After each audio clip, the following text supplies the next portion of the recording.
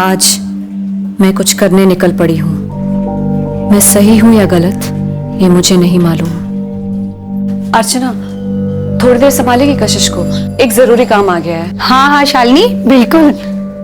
बेटा कशिश, आंटी को तंग मत करना। जल्दी आना मम्मी।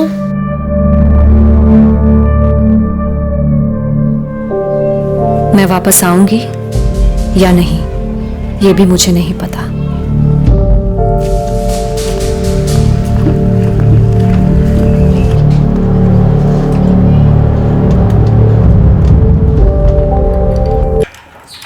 ए डॉली, चल बारा।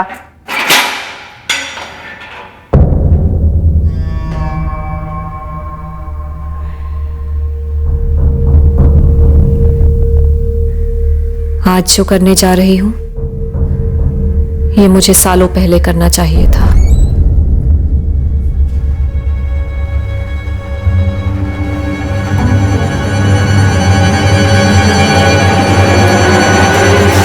मैं सोचा था कि कभी उनमें एक जिंदगी मेरी भी होगी। एक अरसे से हमारी बर्बादी लिखित थी, बस ये एक लड़की कोमल आई और तकदीर का लिखा सच कर गई। क्यों कोमल अपना रास्ता खो बैठी? क्यों भटकती भटकती हमारी राह से गुजरी? क्यों हमारी जिंदगी से टकरा गई? जो बोया जाता है वही पाया जाता है। जुर्म का बीज कब और कैसा जहरीला फल बनकर अपनों की ही नसों में फैल जाता है, ये कह पाना नामुमकिन है। इस केस में भी एक घातक बीज सालों पहले बोया गया था और जहर फैला सितंबर 2017 में, जब शालिनी डोमेस्टिक डिस्प्यूट सेल में बैठी अपने पति राजन पाटीदार का इंतजार कर रही थी।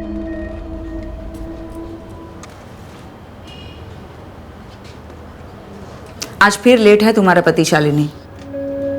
The number you have called is currently switched off. Phone भी स्विच ऑफ आ रहा है। लगता है राजन आज भी नहीं आने वाला। तो अब मैसेज कर देती हूँ, कल का टाइम दे देती हूँ। लेकिन अगर कल भी राजन नहीं आया ना शालिनी, तो मेंटेनेंस और एलिमनी के क्लेम पेपर्स बना देते हैं, फाइल कर देते हैं कोर्ट में।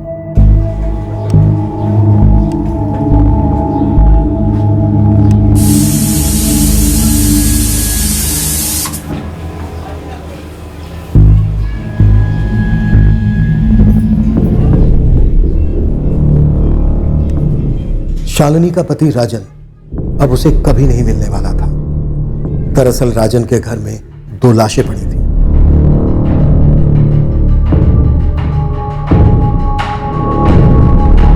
और किसी ने उनको घर से बाहर जाते हुए देखा भी नहीं। ऊपर से बदबू, सर ये कोई चूहा मरने की बदबू नहीं है सर, जरूर कोई गड़बड़ है।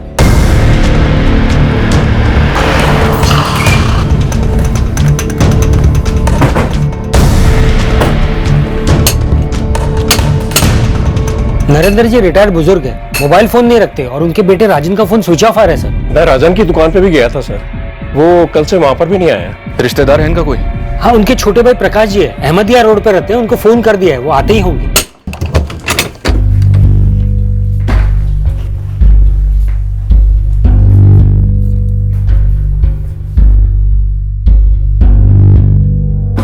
सर यहाँ कुछ तो हुआ है।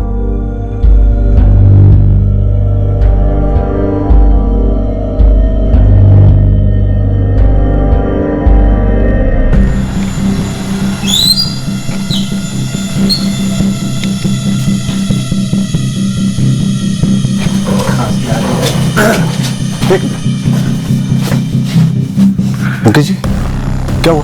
पता नहीं, पर कुछ ठीक नहीं लग रहा। पुलिस गई है अंदर। सर, यहाँ एक और है।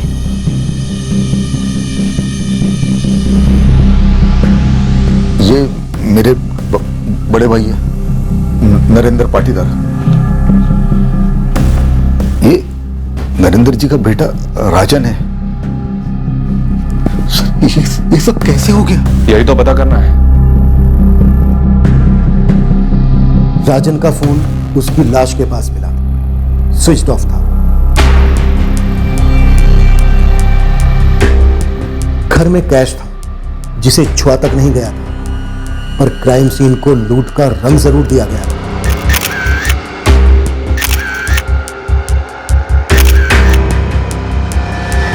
विक्टिम्स के घर के बाहर खड़ी दोनों मोटर बाइक्स ने भी हमारे शक का एंटीना खड़ा किया कि कौन घर में दाखिल हुआ होगा और ये डबल मर्डर किया हो। ये दोनों बाइक्स बाप बेटे की हैं? सर ये वाली राजन भैया की है और ये पता नहीं। मोहल्ले में ऐसा कोई है जो अपनी बाइक यहाँ पार्क करता है? सर मुझे तो नहीं लगता, पर पता करता हूँ।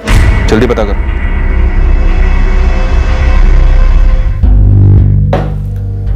खाने की कोई प्लेट्स वगैरह नहीं मिली? नहीं सर, शायद एक से ज्यादा हत्यारे थे, जाने से पहले सब कुछ साफ करके चले गए। या फिर सर सिर्फ यही दोनों मर्द रहते थे इस घर में, हो सकता है खाना ही ना बना, बाप बेटे का घर से बाहर जाकर खाने का प्लान हो, या फिर कुछ और। कत्ल कल रात में होंगे आज सुबह? 16 सितंबर की सुबह 5:30 से 6:30 के बीच। अटैक बहुत भयंकर था इंस्पेक्टर। हमले के लिए चाकू या चॉपर का इस्तेमाल किया गया। और नरेंद्र? सर पर एक घाव है जो शायद बाथरूम में गिरने से हुआ हो। यानी दोनों बॉडी 16 सितंबर को पूरा दिन और आज सुबह 11:30 बजे तक घर पर ही पड़ी हुई थी, तब जाकर पड़ोसियों को सड़न की बुआई। आपने कहा घर बाहर से बंद था, तो घर पर 2 दिन तक कोई आया ही नहीं? अखबार वाला, दूध वाला या कोई और?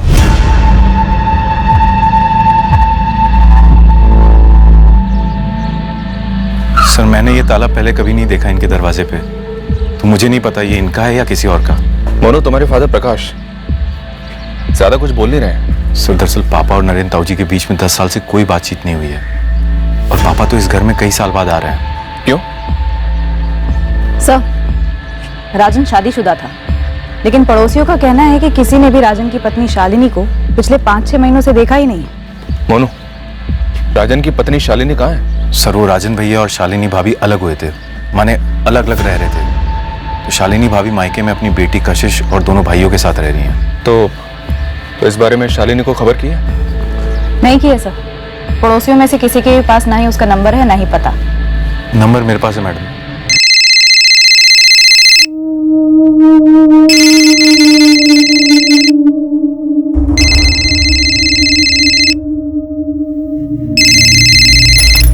हेलो, शालिनी पाटीदार? जी बोल रही हूँ। मैं assistant sub inspector Devika Sahu बोल रही हूँ, तुम्हारे पति राजन के घर से। बात क्या है जी? तुम्हारे पति राजन और ससुर नरेंद्र दोनों की हत्या हुई है। शालिनी? कैसे? कब हुआ ये?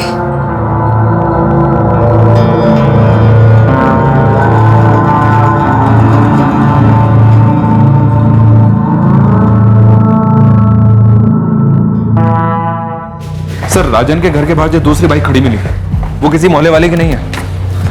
तो फिर राजन के घर के बाहर क्यों खड़ी थी? अभी तक पता नहीं है सर। बाइक का नंबर आरटीओ भेजा है। सर अगर ये नंबर प्लेट जाली होगा तो बाइक हत्यारों की हो सकती है। ये नरेंद्र पाटीदार रिटायर्ड सरकारी कर्मचारी थे? जी हाँ सर, म्यूनिसिपल स्कूल से बतौर वाइस प्रिंसिपल रिटायर हुए। और बेटा राजन? राजन की कोई फिक्स नौकरी नहीं थी सर, ये लोगों को पैसे उधार दिया करता था, साहूकारी करता था। उधार देने के लिए पैसे आते कहाँ से थे इसके पास? अभी तक क्लियर नहीं है सर। वैसे मोहल्ले वालों का कहना है कि बाप नरेंद्र के पीएफ के पैसों से इसने एक दुकान खरीद रखी थी, ये वहीं से साहूकारी करता था। और राजन की पत्नी शालिनी? शिनाख्त के लिए गई सर। राजन पाटीदार ब्याज पर पैसे देता था, तो कहीं लेन देन की गड़बड़ी में तो इसका मर्डर नहीं हुआ है, या फिर कोई पर्सनल एंगल है? सर राजन की बॉडी पर 11 स्टेप्स हैं, एक से एक गहरे। मामला लगता तो पर्सनली। अगर कोई पर्सनल मामला होता तो हमें कैसे पता होगा सर? सर इन दोनों का ज्यादा किसी से मेल मिलाप नहीं था, और नरेंद्र जी के रिटायर होने के बाद में वो पूरा दिन घर पे ही होते थे, और सुबह शाम यहाँ कुर्सी पर बैठकर वो धूप सेका करते थे। बड़े सीधे साधे थे नरेंद्र जी, न कभी किसी से झगड़ा, न ही कोई बोलचाल। ये राजन की पत्नी शालिनी राजन से अलग कब हुई और क्यों? कुछ महीने पहले शालिनी यहाँ से चली गई थी, लेकिन क्यों गई थी ये पता नहीं है सर। नरेंद्र जी की अपने छोटे भाई प्रकाश पाटीदार से बनती नहीं थी, आना जाना भी नहीं था एक दूसरे के घर पे, पर किसी का तो आना जाना होगा ही। अच्छा, नरेंद्र जी के घर पे कोई काम वाली भी नहीं आती थी क्या? सर एक है, कभी कभार देखा है उसको यहाँ आते जाते हुए, उसका नाम बाबूराम है।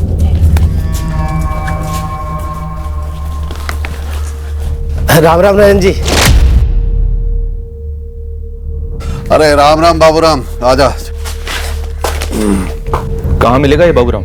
सर ये तो पता नहीं, पर उसका नाम बाबूराम है इतना जानते हैं, और शायद वो नरेंद्र जी का कोई जानने वाला है, पर उसे भी कई दिनों से देखा नहीं आते हुए। आप शालिनी से पूछिए, उसे पक्का पता होगा बाबूराम के बारे में। आप लोगों को कुछ तो पता होगा, राजन और शालिनी अलग क्यों हुए? ये तो पता नहीं सर, लेकिन हवा में यह खबर जरूर आई थी कि शालिनी ने अपने दोनों छोटे भाइयों को यहाँ बुला लिया था। शायद यही बात राजन को रास नहीं आई हो। जी, ये बात सच है। राजन को ये बात पसंद नहीं थी कि मैंने मेरे छोटे भाइयों को बुलाया था हमारे घर रहने। कितने छोटे हैं तुम्हारे दोनों भाई? नाबालिग है। अमित 16 का है और उससे छोटा अतुल 14 का होगा अगले महीने।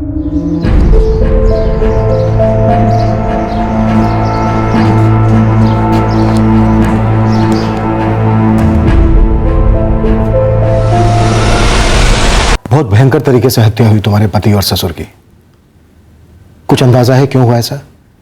किसी पर शक है? क्या बताऊं सर, मैं तो वहां थी भी नहीं। दरअसल मैं तो कल राजन का इंतजार कर रही थी डोमेस्टिक डिस्प्यूट सेल पर। वो आई नहीं, फिर मैं घर भी गई और बाहर ताला लगा था। तुम्हारे और राजन के बीच में मसला क्या था? सिर्फ इतना ही कि राजन अपने घर में तुम्हारे दोनों छोटे भाइयों को रहने नहीं देना चाहता था? जी, मेरे छोटे भाई नाबालिग हैं अभी, उन्हें मेरी जरूरत है। लेकिन ये बात राजन कभी समझते ही नहीं थे।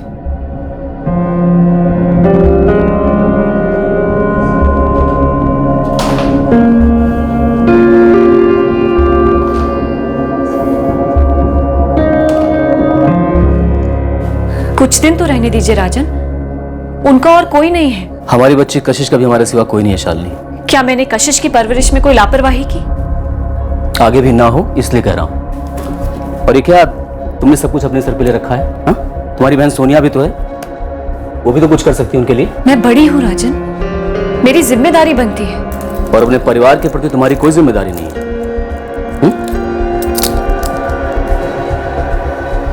देखो शालिनी, बहुत हो गया। अमित और अतुल से कहो कि आज ही जाए यहां से। मैं उन दोनों को बर्दाश्त नहीं कर सकता अब, और इसे मेरा ऑर्डर समझो। और आज के बाद इस पर कोई बहस नहीं होगी। तुम्हारी बहन सोनिया, वो कहाँ रहती है? यही भोपाल में, पर वो बेचारी तो अपनी तकलीफों से जूझ रही है। पिछले ही महीने उसके पति धीरज का एक्सीडेंट हुआ था। सोनिया घर पर ही उसकी देखभाल करती है। ऐसे में अमित और अतुल को कैसे भेजती मैं उसके पास?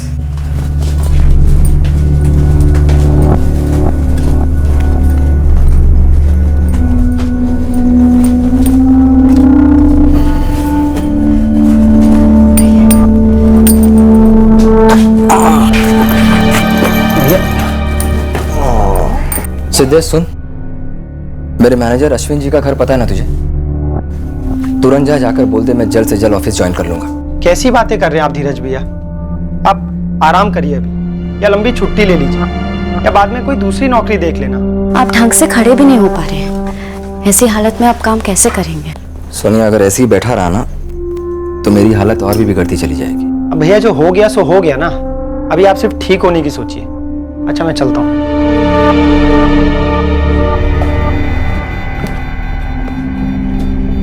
मेरे सामने राजन ने कोई रास्ता ही नहीं छोड़ा था, इसीलिए मैं मजबूरन कशिश को लेकर अपने मायके चली गई, अमित और अतुल के साथ। तुम्हारे मायके में तुम्हारे माँ बाप नहीं है? मेरे पिताजी मेरी माँ को काफी समय पहले छोड़कर चले गए थे, याद भी नहीं कब। मैं बहुत छोटी थी शायद। और माँ? माँ भी कुछ महीनों पहले अचानक से छोड़कर चली गई, बिना कुछ बोले। कोई तो कारण होगा। मेरी माँ बहुत ज्यादा मायूस रहती थी, कुछ बोलती ही नहीं थी कि क्या चल रहा है उसके दिमाग में। बस एक दिन उठकर चली गई। पर कहाँ गई? किसी रिश्तेदार के यहाँ या फिर कहीं और? कुछ पता नहीं सर, बस इतना पता है कि मेरी माँ मेरे दोनों छोटे भाइयों को अकेला छोड़कर चली गई। तुमने राजन का घर छोड़ दिया तो भी डोमेस्टिक डिस्प्यूट सेल में क्या मसला चल रहा था तुम दोनों के बीच? राजन के घर से चले जाने के बाद राजन आए दिन मेरे मायके आते, मुझ पर दबाव डालते, मुझे खूब पीटते और एक ही बात बोलते कि वापस आ जाओ कशिश के साथ। मेरा घर बर्बाद करेगा तू? हाँ? तुझसे शादी करके बहुत बड़ी गलती की मैंने आपके पिताजी की सेवा बहुत शिद्दत से की है। कभी कहा आपसे कि वो हमारे साथ नहीं रह सकते? या कभी कहा कि आप उनकी जिम्मेदारियां नहीं उठा सकते? अरे बाबा है मेरे वो। ये दोनों मेरे छोटे भाई हैं। देख, या तो तू चुपचाप कशिश को लेकर घर आ जा, वरना तलाक का नोटिस भेजा हूं तेरे पास में। उसका नाक रगड़ती हुई आएगी ना, तो भी मेरे घर का दरवाजा नहीं खुलेगा तेरे लिए, याद रखना। आप अपनी जिम्मेदारियों से पल्ला नहीं झाड़ सकते राजन। मैं पल्ला झाड़ू जिम्मेदारियों से? बिल्कुल अपनी मां के नक्शे कदम पर चल रही हो। जैसी मां वैसी बेटी। आए दिन वो आते, मुझे पीटते, रोज रोज के हंगामे से तंग आ गई थी मैं। फिर एक दिन हिम्मत करके पुलिस कंप्लेन कर दी। फिर राजा ने डाइवोर्स की धमकी दी, लेकिन मुझे डाइवोर्स नहीं चाहिए था। मुझे मेरी जिंदगी चाहिए थी, मेरा परिवार चाहिए था, लेकिन मुझ पर जिम्मेदारियां भी तो थी, अपने दोनों भाइयों की। मुझे दोनों घर संभालने थे, मेरा अपना और मेरे भाइयों का। क्या कोई पाप है, गुनाह है कि एक औरत अगर अपने छोटे भाइयों का ख्याल रखना चाहे? शालिनी, ये बाबूराम कहाँ मिलेगा? वो तो मेरे ससुर जी के कुछ पर्सनल काम से आया करते थे। मेरे जाने के बाद अगर उन्हें रखा गया होगा तो मुझे नहीं पता, वरना 7 महीने पहले तक तो घर का सारा काम मैं ही करती थी। हर काम खुशी खुशी करती थी, किसी को शिकायत का मौका नहीं देती थी। मेरी बेटी, मेरे पति, ससुर जी, सबका ख्याल रखती थी।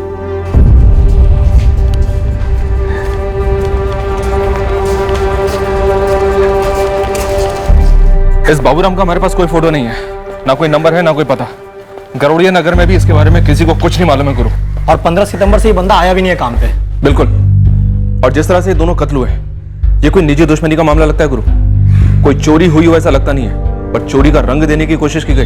लग जाता हूँ इस बाबूराम को खोज निकालने में। हो सकता है बाबूराम कत्ल की कड़ी हो या फिर कत्ल का जरिया। कत्ल में शालिनी का हाथ भी हो सकता है, पर इस वक्त कुछ कहना बहुत जल्दी होगा। डोमेस्टिक डिस्प्यूट सेल से पता करो कि राजन और शालिनी के मसले की हकीकत क्या है। एक और बात है सर, शालिनी का इस कत्ल में हाथ हो या ना हो, मुझे लगता है कि वो हमसे जरूर कुछ छुपा रही है, सब कुछ खुलकर नहीं बता रही है।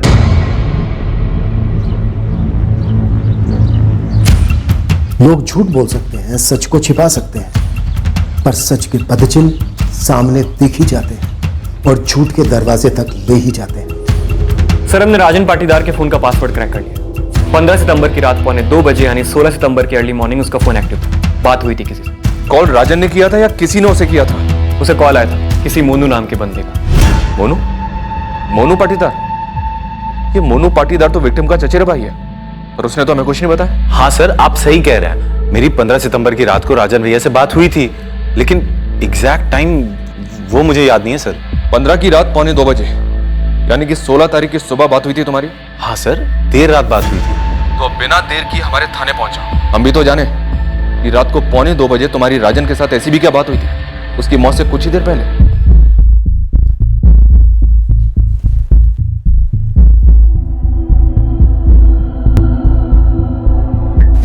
17 सितंबर की डेट दी थी मैंने राजन पाटीदार को कि आए यहाँ और अपना जो भी फैसला है हमें बता दें, डिवोर्स लेना है या सुलह करनी है। और इस आखिरी फैसले के पहले ही राजन का मर्डर हो गया और उसके पिता नरेंद्र का भी। ऐसा है ना देविका, मैं पक्का तो नहीं बोल सकती कि इस डबल मर्डर में शालिनी का हाथ है या नहीं, लेकिन हाँ 17 सितंबर को शालिनी यहीं बैठी थी राजन का इंतजार करते हुए। अब वो ड्रामा कर रही थी या सच में इंतजार कर रही थी, ये बताना मेरे लिए बहुत मुश्किल है।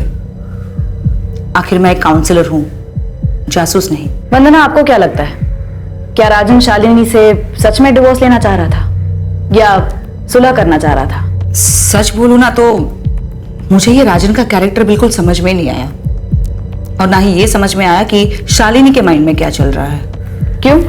ये केस हमारे पास बतौर कंप्लेंट आया था शालिनी की तरफ से कि राजन उसे मारता है, और जब मैं इन दोनों को साथ में बिठाकर यहाँ सुलह करवाने की कोशिश कर रही थी तब राजन ने कह दिया कि उसे डिवोर्स चाहिए।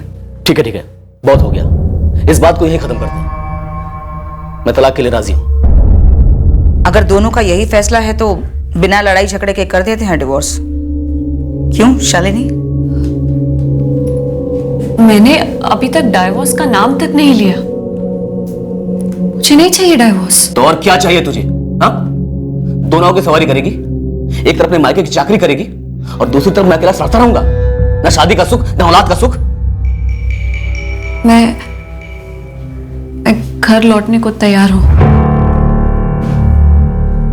पहले राजन ने एकाएक डिवोर्स की बात करके चौंका दिया, और फिर शालिनी जो हमारे पास घरेलू हिंसा की फरियाद लेकर आई थी, एकदम से उसके साथ घर लौटने को तैयार हो गई क्योंकि राजन ने डिवोर्स की बात कही। शायद यही वजह रही होगी। बात यहीं पर खत्म नहीं होती।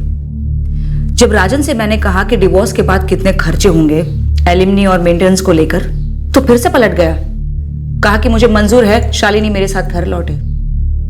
17 सितंबर को फुल एंड फाइनल करना था कि डिवोर्स चाहिए या साथ में रहना है, लेकिन उसके पहले ही मर्डर हो गया। अब बात हो ही रही है तो एक बात और बता दूं, मुझे हमेशा ही डाउट रहा है कि शालिनी की अपने पति के घर छोड़ने की वजह कुछ और ही है।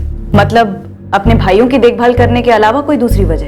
हाँ, मेरे पास इस बात का कोई पक्का सबूत तो नहीं है, लेकिन मुझे लगता है इस पति पत्नी के बीच कोई और है। शालिनी का या राजन का? राजन। मोनू, तूने हमें इस कॉल के बारे में क्यों नहीं बताया? तूने राजन को रात को 2:45 बजे फोन किया और पोस्टमार्टम रिपोर्ट के हिसाब से राजन का कत्ल सुबह 5:30 से 6:30 के बीच हुआ। मोनू, कत्ल के पहले राजन ने किसी के साथ बैठकर काफी शराब पी थी। क्या वो तू था?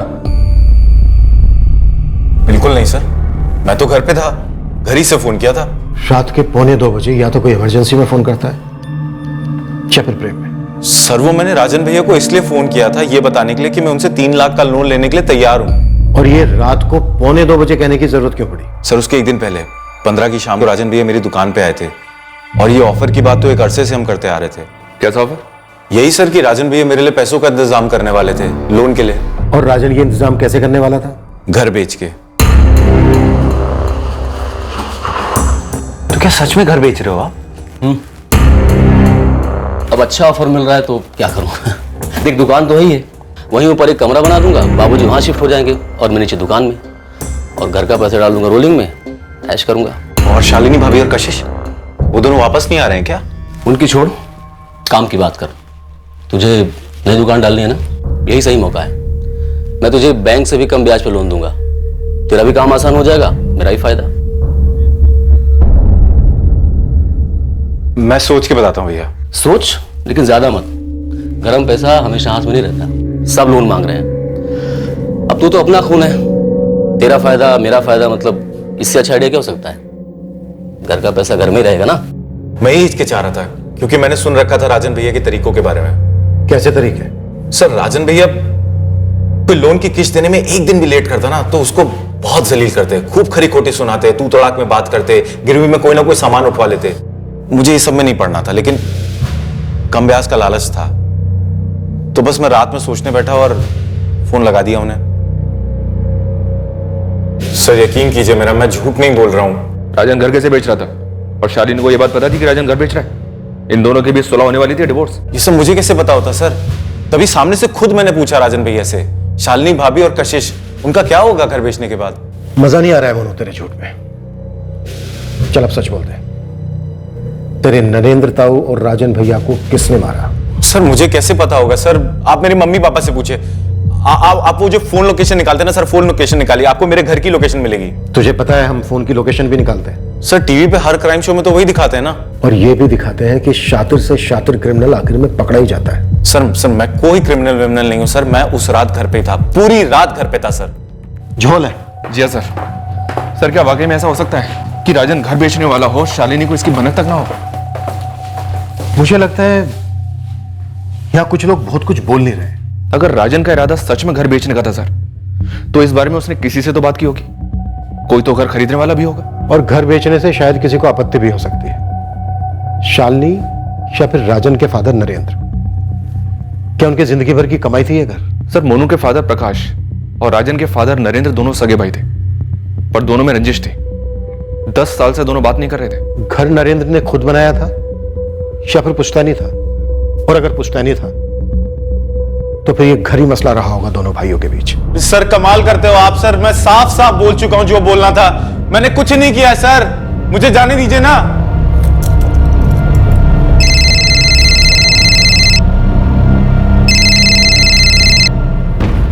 हेलो, प्रकाश पाटीदार, मैं सब इंस्पेक्टर ठाकुर बोल रहा हूं।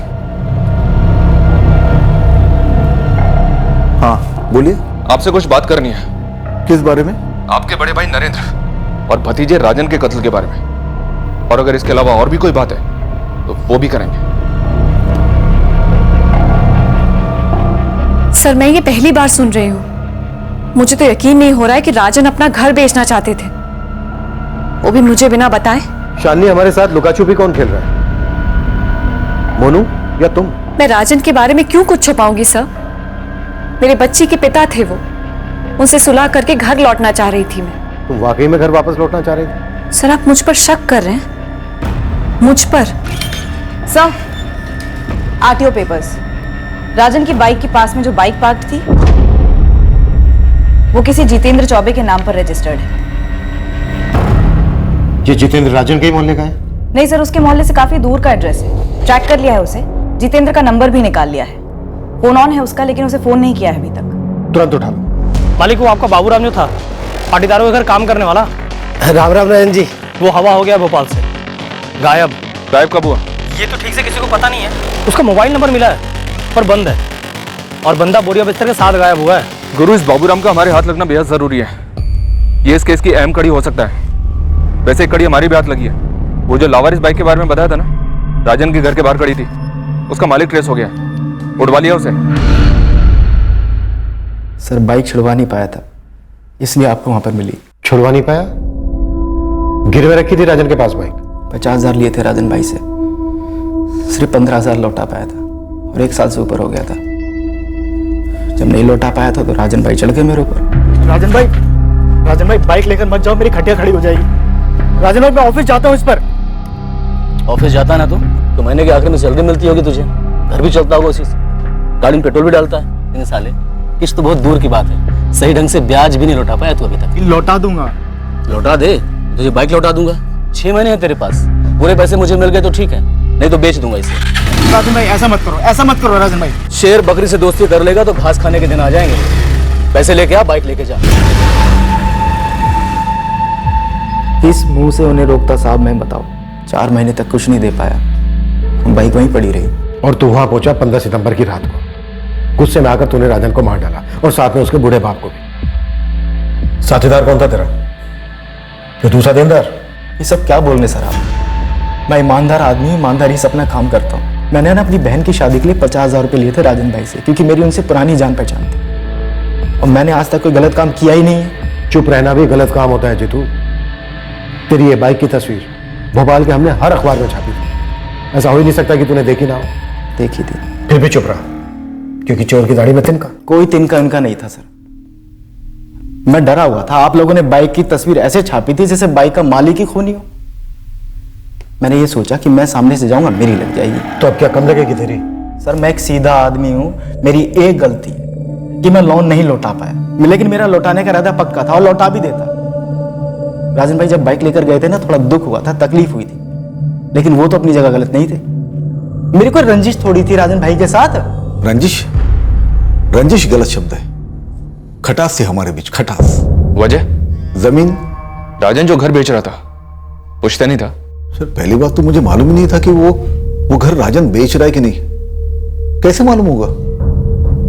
और दूसरी बात, वो पुश्तैनी नहीं था। नरेंद्र भाई साहब ने खुद अपनी कमाई से खरीदा था। तो फिर कौन सी जमीन का मसला था? पुश्तैनी खेत। नरेंद्र भाई साहब थोड़े अड़ियल किस्म के इंसान थे। पढ़ाई से अपने पास रख लिया, छोटा मुझे दे दिया, जबकि जरूरत ज्यादा मुझे थी। बात पुरानी है, लेकिन गुस्सा तो बना रहा। लेकिन राजन और मोनू में बनती थी। वो एक दूसरे से मिलते थे, बात करते थे, पर उनमें क्या बातें होती थी वो मुझे पता नहीं। पर राजन घर बेच रहा है ये बात सिर्फ मोनू को पता थी, शालिनी को भी नहीं। ऐसा कैसे हो सकता है? सर आप मोनू पर शक कर रहे हो? सर जरा सोचिए, राजन को और नरेंद्र भैया को मारकर क्या वो घर मोनू का हो जाता? बिल्कुल नहीं। शालिनी और कशिश का हो जाता। होता नहीं होता हमसे क्या मतलब, लेकिन हमारा तो नहीं होता ना सर। सर मोनू ने कुछ नहीं किया, प्लीज उसे छोड़ दीजिए आप। प्रकाश जी, एक बाबूराम है जो आपके भाई के घर काम करता था, क्या ये उसका किया कराया हो सकता है? किसी ने उसे पैसे दिए ऐसा करने के? प्रकाश जी, क्या बाबूराम ऐसा कर सकता है? सर ये बाबूराम जो है वो नरेंद्र भैया जिस स्कूल में उपाध्यापक थे वहां पे चुटपुट काम किया करता था। और मैं कैसे बता सकता हूँ कि उसी ने नरेंद्र भैया का खून किया नहीं किया? हो भी सकता है, नहीं भी हो सकता है, लेकिन मोनू ने नहीं किया। आप मोनू को छोड़ दीजिए प्लीज। अगर बाबूराम ने ये किया है तो किसके कहने पर किया होगा? किसके लिए किया होगा? उसकी किसी के साथ कोई पुरानी दुश्मनी, कोई भड़ास? पता नहीं अब वो कहाँ है। गुस्से में घर छोड़कर चली गई थी। शालिनी के साथ हमारी बात हो रही है, वो अपने मायके में ही है। शालिनी नहीं, मैं रानी भाभी की बात कर रहा हूं, नरेंद्र भाई साहब की पत्नी। वो जिंदा है? उनके साथ होती तो जीते जी मर जाती। नरेंद्र भाई साहब अच्छे पति नहीं थे।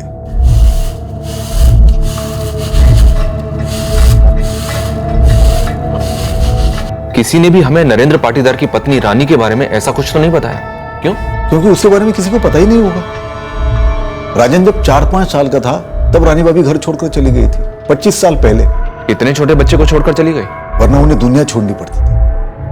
नरेंद्र भाई साहब जानवरों की तरह पीटते थे उन्हें। लेकिन प्रकाश जी, पोस्टमार्टम रिपोर्ट में नरेंद्र के खून में हमें एक बूंद शराब नहीं मिली। शायद छोड़ दी होगी, पर मैं जो बता रहा हूँ वो अतीत के बारे में, जो सच है। तो मतलब आप ये कहना चाहते हैं कि हमले का असली निशाना नरेंद्र जी थे? राजन इसलिए मारा गया क्योंकि वो वहां उस वक्त मौजूद था? ये मैं कैसे कह सकता हूँ? आपने पूछा कि बाबूराम ने किसके कहने पे किया होगा, तो मुझे रानी भाभी का नाम याद आया, क्योंकि वो उसे जानती थी। ऊपर से आपने बोला कि वहां पे चोरी वोरी कुछ हुई नहीं, तो ऐसे ही मैंने सब बता दिया। ठीक है सर, मोनू ने कुछ किया नहीं, आप प्लीज उसको छोड़ दीजिए।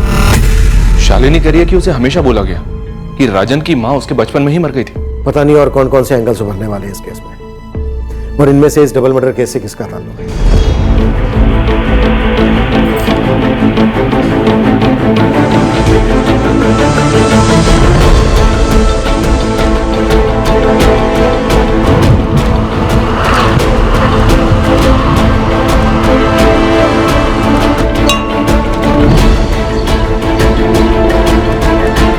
मुझे माफ कर दो भगवान, मुझे माफ कर दो। राजन पाटीदार के फोन रिकॉर्ड्स आ गए। इनमें से 3 औरतों से वो रेगुलर टच में था, महिमा शुक्ला, पूजा जैन और नैना प्रजापति। पिछले 8 महीने में लगभग रोज राजन की बातें इन तीनों से होती थी, कभी कभी तो कई कई घंटों तक, पर इनमें से किसी का भी नाम सामने नहीं आया है। यहाँ काफी कुछ ऐसा है जो हमसे छिपाया जा रहा है। इस घरेलू झगड़े को काउंसलर तक ले जाने के कारण भी मुझे गड़बड़ लग रही है। माजरा कुछ और है और पेश कुछ और किया जा रहा है। फिर तो इस डबल मर्डर की प्लानिंग काफी पहले से हुई होगी सर। कम से कम एक मर्डर की तो हुई होगी, दूसरा कत्ल हो गया होगा। अमित, अमित, कब समझेगा तू अमित? कब समझेगा? जहर है ये, जहर। तेरी देखा देखी अगर अतुल को भी ये लत लग गई तो ऐसे ही चाहता है तू? देख अमित, हमें हमारी जिंदगी बेहतर बनानी है। अब जैसी भी है इससे ऊपर उठना है।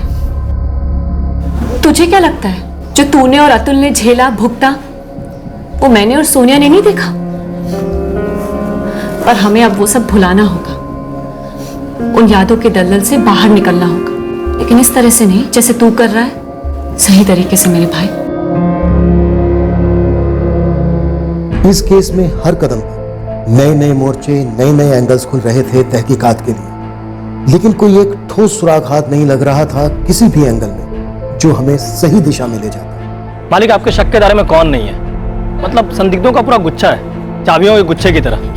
एक तो ये राजन का कजन मोनू, फिर उसके 25 साल पहले की माँ रानी पाटीदार जो सालों पहले गायब हो गई थी, फिर उसके लाइफ में ये 3 देवियां, महिमा शुक्ला, पूजा जैन, नैना प्रजापति, और मास्टर चाबी शायद हमारे पास एक ही, नौकर बाबूराम। सर मुझे ऐसा लग रहा है कि इन सभी एंगल्स के बीच में हमसे कुछ छूट रहा है, कुछ अनदेखा हो रहा है, या कुछ ऐसा जो पकड़ में नहीं आ रहा है। ये शालिनी की माँ, उसका क्या?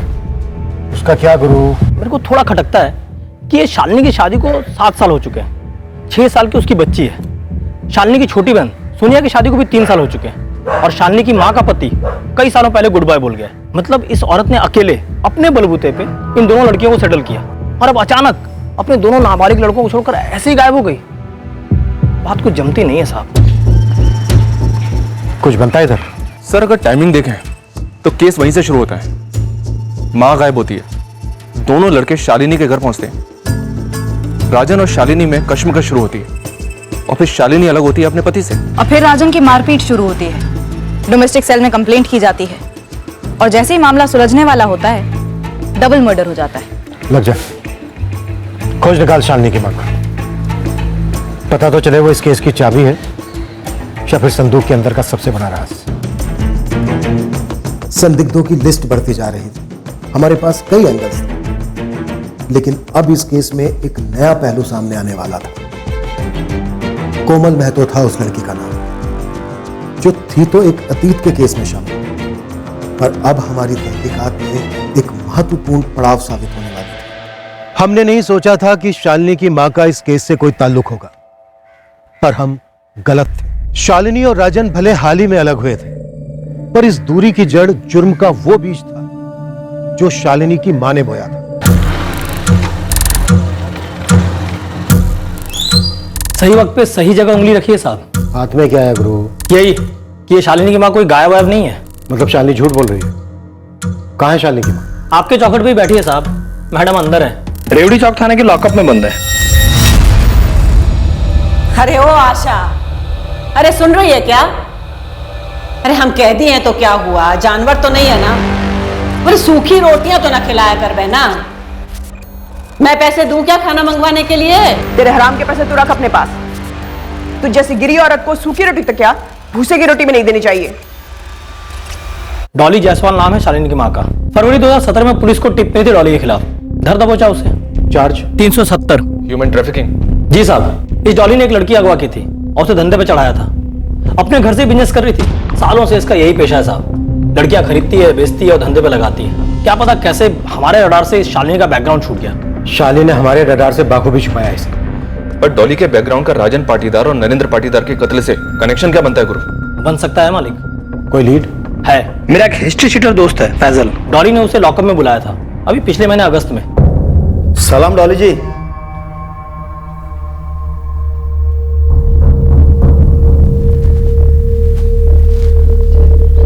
सुन, तू भोजपुर जा, गंगाधर 25,000 देगा। यहां सुरेश को पकड़ा आज के आज।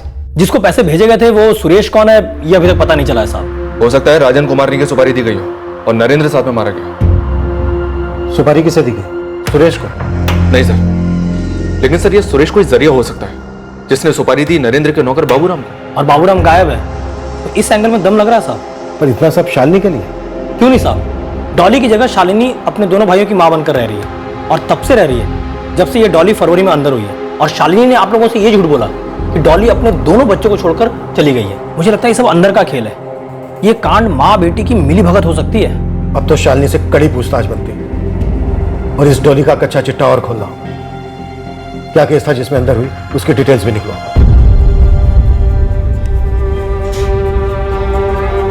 लाख कोशिश करो बुरी यादों के दलदल से निकलने की, वो फिर भयानक सपने बनकर लौटते हैं।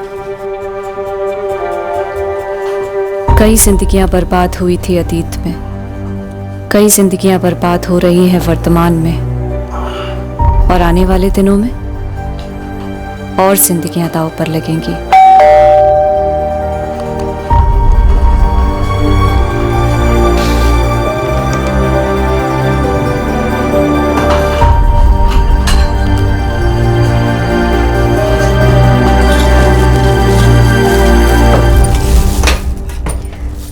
तुझे राजन जीजा जी को छोड़ना नहीं चाहिए था दीदी। मुझे पता नहीं था कि उन्हें जान की कीमत चुकानी पड़ेगी। तुझे लगता है कि माँ ने ये सब कराया है?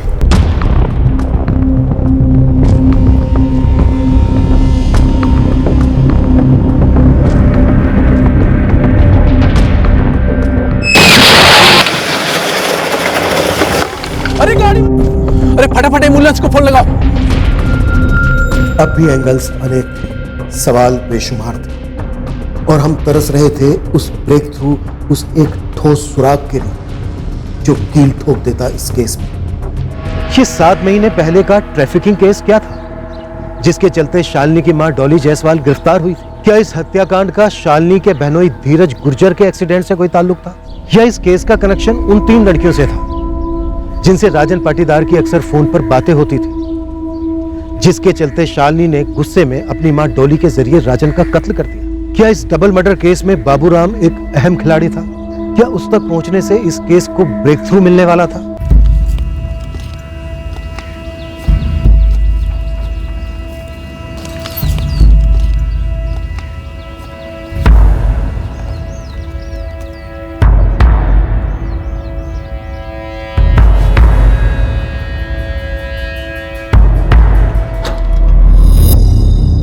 बधाई हो, घर से भागी हुई तुम्हारी माँ का पता चल गया और तुम्हारे छूट का भी।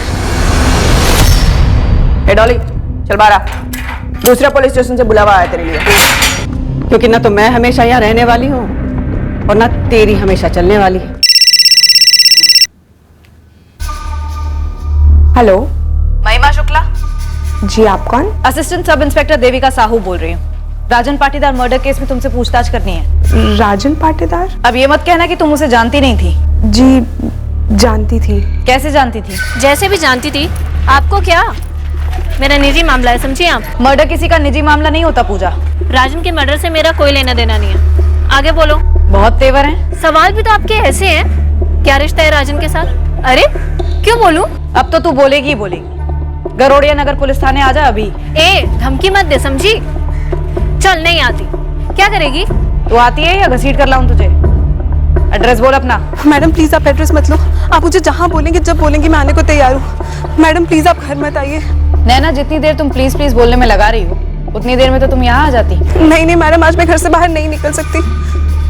बाबूजी घर पर ही है। तुम इतनी डरी हुई क्यों नैना? कहीं राजन पाटीदार के मर्डर में तुम्हारा हाथ तो नहीं है? नहीं मैडम, मैं तो खुद इतनी ज्यादा शौक हूँ कि क्या बताऊँ। आप मुझे बताइए कि कल कितने बजे आना है। मैं 100% आऊंगी मैडम। क्यों मरवाया तुमने अपने पति राजन और ससुर नरेंद्र को? राजन के अफेयर्स के कारण या फिर तुम्हारी माँ डोली जायसवाल से जुड़ी कोई वजह है? मैं सच कह रही हूँ सर, मैंने नहीं मरवाया अपने पति और ससुर को। तो फिर अपनी माँ के बारे में झूठ क्यों बोला? झूठों पर भरोसा करना इतना आसान नहीं होता। आसान तो सच्चाई का सामना करना भी नहीं होता ना सर। एक ऐसी सच्चाई जो आपसे जिंदगी भर झूठ बुलाती है। बचपन से ही मैं और मेरी बहन सोनिया उस सच्चाई से छुपते रहे कि मेरी माँ डॉली जायसवाल हमारी जैसी जवान लड़कियों को खरीदती, उन्हें घर लाती और उनसे बिजनेस करवाती, धंधा करवाती, प्रोस्टिट्यूशन, वेश्यावृत्ति। हाँ वही सर, धंधा, प्रोस्टिट्यूशन, वेश्यावृत्ति। 12 साल की उम्र से देखा है अपनी माँ को ये धंधा करते हुए। उस घर में ली हर सांस से घिन आती थी, घुटन होती थी। ये घिन और घुटन पर उपन्यास किसी और दिन लिखना। सच्चाई यह है कि तुम्हारी माँ डॉली जायसवाल एक ट्रैफिकर है और 7 महीने पहले ट्रैफिकिंग के केस में गिरफ्तार हुई और लगभग तब से ही तुम अपने पति राजन का घर छोड़कर अपनी माँ के घर आई। मैं तो चाहती थी अपनी माँ के घर से, उसके साइज से भी दूर रहूं मैं। अपने भाइयों के लिए लौटी मैं। इससे राजन और उसके पिता नरेंद्र के कत्ल का क्या लेना देना? कहीं ऐसा तो नहीं कि ट्रैफिकिंग के केस में तुम्हारी माँ डॉली जायसवाल अंदर हुई तो उसकी असलियत पता चल गई राजन को और उसने तुम्हें अपने घर से निकाल दिया और इसी वजह से तुम दोनों माँ बेटी ने मिलकर उसके नाम की सुपारी दे दी? ऐसा नहीं है। राजन को मालूम था शादी के भी पहले से कि मेरी माँ क्या काम करती है, और सिर्फ राजन को नहीं, आपके कई पुलिस वालों को भी मालूम था। और राजन ने मुझे घर से नहीं निकाला, मैंने मजबूरी में वो घर छोड़ा अपने भाइयों के लिए। 7 महीने पहले जब माँ गिरफ्तार हुई तब से कहर टूट पड़ा हम सबकी जिंदगी में। पहले तू घर जा, अमित और अतुल को संभाल कुछ समय के लिए। क्यों माँ, कहाँ जा रही हो? जा नहीं रही हूँ, पुलिस स्टेशन से बोल रही हूँ।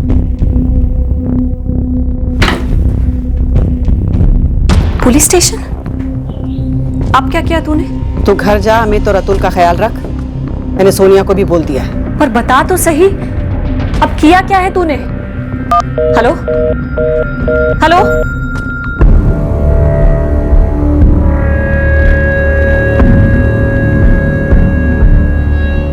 कोमल तू डर मत, तेरे घर वालों को खबर कर दी है। तेरा बापू आ रहा है तुझे लेने। घर जा रही है तू?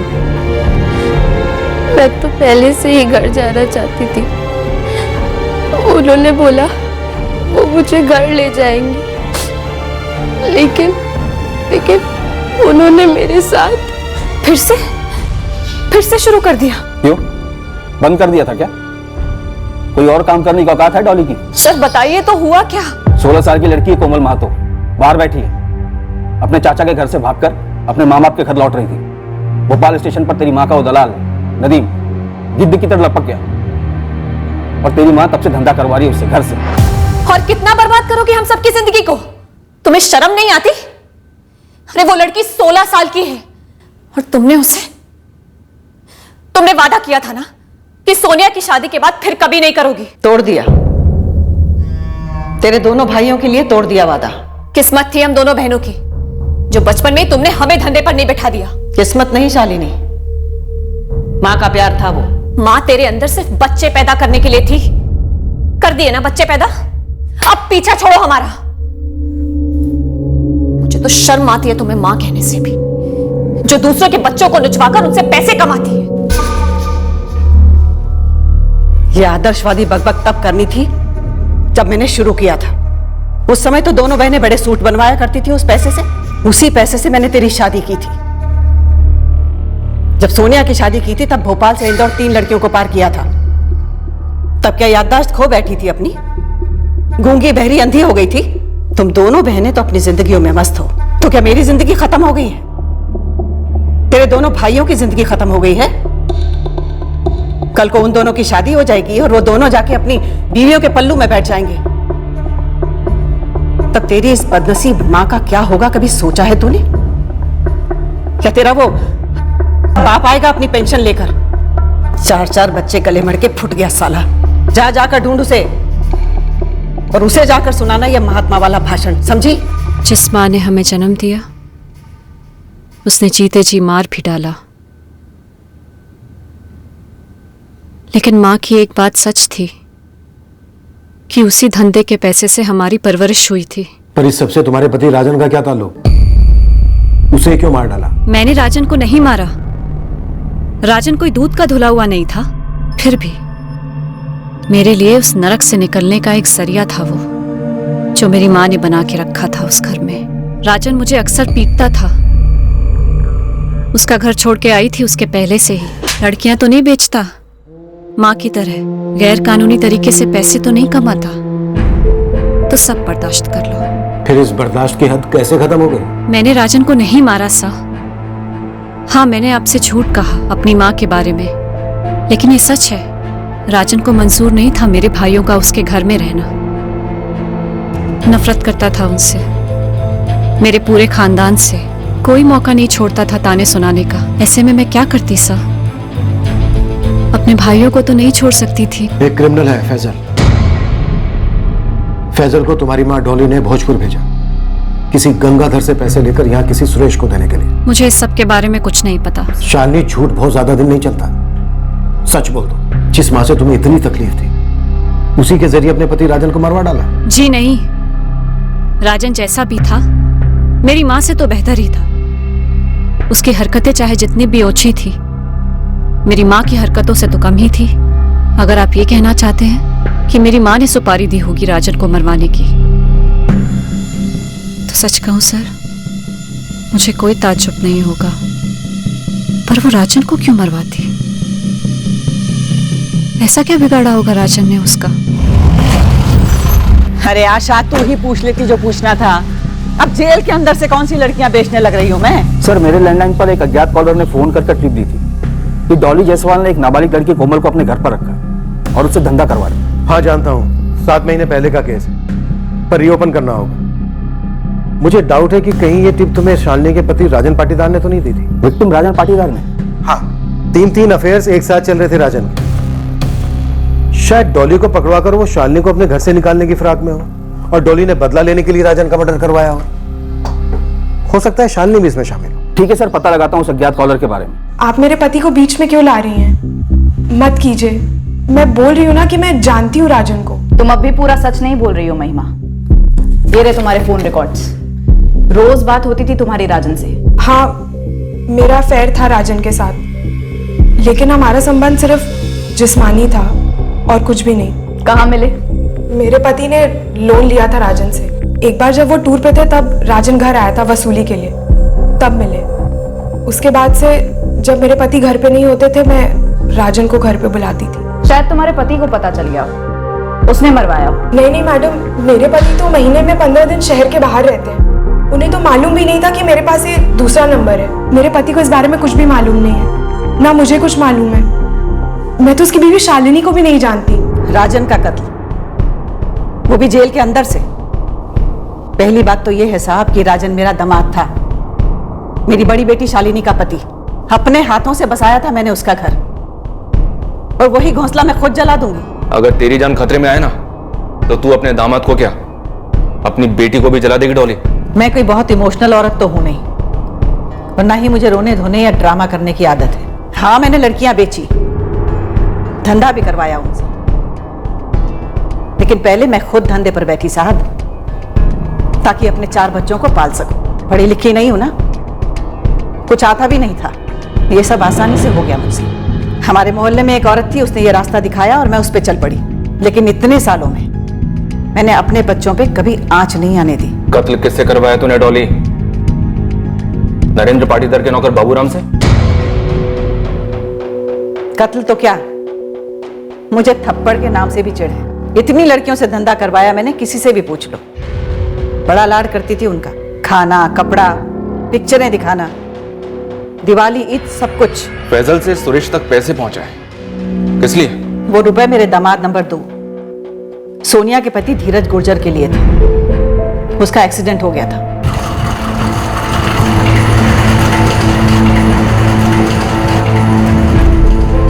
धीरज बहुत बुरी तरह घायल हो गए अम्मा। अगर लोग टाइम पर हॉस्पिटल ले जाते ना तो जान भी जा सकती थी। चुप, शुभ शुभ बोल। देख सोनिया, अपना कलेजा मजबूत रख और भरोसा रख, कुछ नहीं होगा धीरज को। धीरज अपना मेडिकल इंश्योरेंस रिन्यू करवाना भूल गया था। घोंचू, लोहे की सरिया, प्लास्टर, ऑपरेशन सब मिला के 1 लाख से ऊपर का बिल फटा था, और उसकी तनख्वाह थी सिर्फ 15,000 रुपए। तब मैंने आदमी भेजा और पैसों का इंतजाम किया। केवल गंगाधर ही नहीं साहब, भोपाल के 3 और लोगों से बात की और पैसों का जुगाड़ किया। सुपारी के रुपए नहीं थे साहब, धीरज के इलाज के रुपए थे। इस कोमल महतो के ट्रैफिकिंग के केस में तुझे किसने पकड़वाया था? अब मुझे क्या मालूम साहब, आपको पता चल जाए तो मुझे जरूर बता देना, सेटिंग कर दूंगी। यानी मार डालेगी? अरे नहीं साहब, अपनी साइड कर लूंगी। अब धंधे में काहे का बैर, इस धंधे में दोस्ती दुश्मनी से भली। इस कोमल की ट्रैफिकिंग में किसी के साथ रंजिश हुई थी तेरी?